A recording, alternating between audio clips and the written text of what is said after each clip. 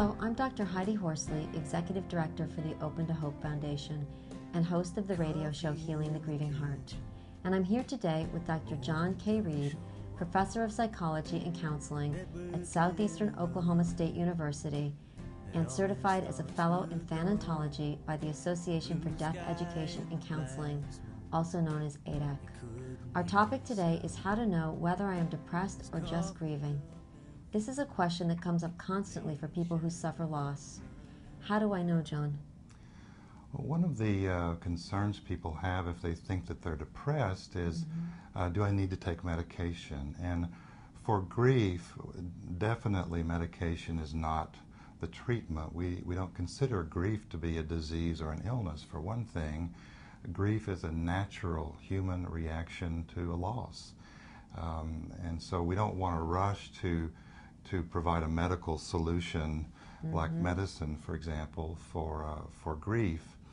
But we do need to be concerned if someone's sadness is keeping them locked in their house, in a sense, every day, day in and day out.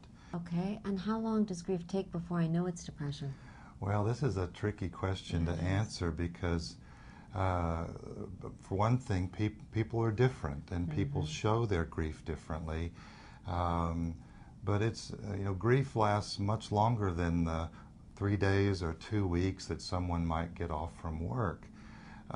They can find themselves having those feelings of sadness for at least a year and for in some cases several years, depending on the type of the loss. But most people don't have this sadness just constantly. It's just sort of goes up and down, so to speak, at times. And like you said, grief does come in waves and not nice, neat stages. And people that haven't had loss are sometimes surprised to find that people are still sad about their losses months and years later.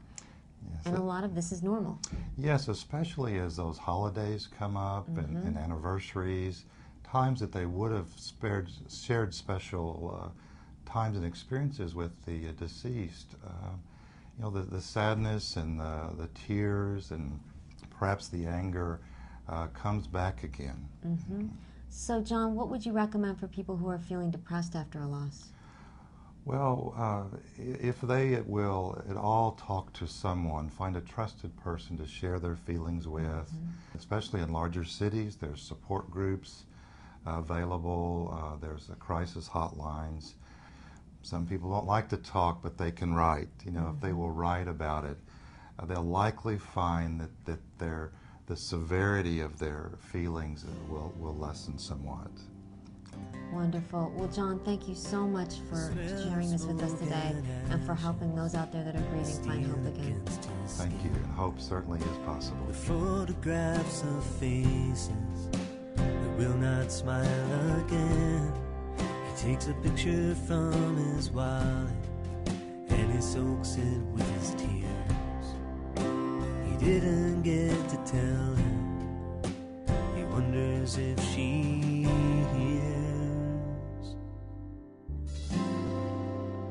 He needs a place to go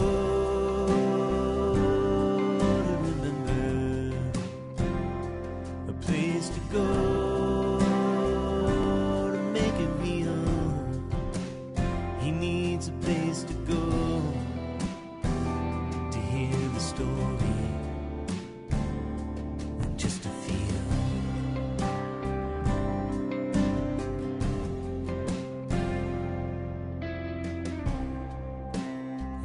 These long years later, he finds himself surprised.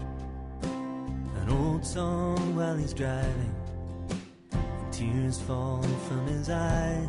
And it's not like he's not trying, but everything's a cue. And now the anniversary will be coming up soon.